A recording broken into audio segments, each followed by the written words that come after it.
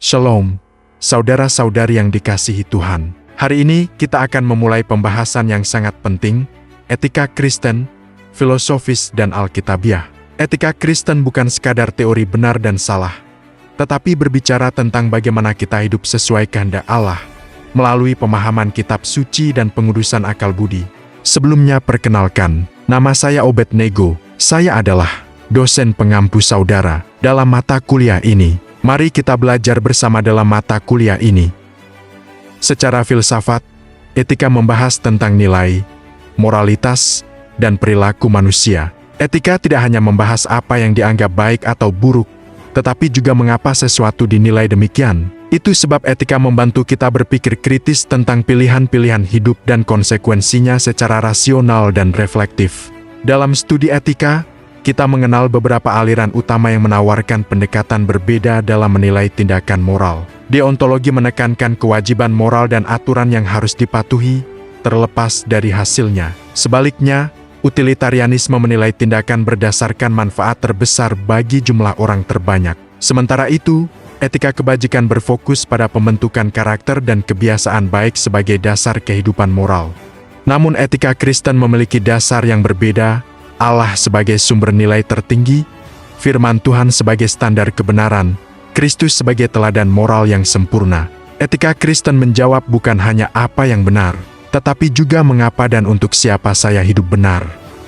Dalam Perjanjian Lama, Allah menuntut umat-Nya untuk hidup dalam kekudusan, keadilan, dan kasih setia seperti yang terdapat dalam Mikha pasal yang ke-6, ayat yang ke-8.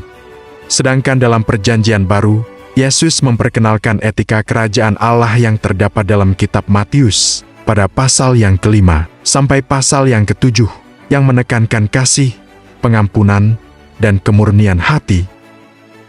Etika Kristen adalah etika relasi, hubungan yang benar dengan Allah, sesama, dan ciptaan. Saat ini kita hidup di dunia yang relatif, pragmatis, dan materialistis, di mana kebenaran tidak lagi menjadi mutlak. Proses menjadi tidak lagi penting, karena semua bergantung pada hasil akhir, serta segala sesuatu dihitung menjadi angka semata.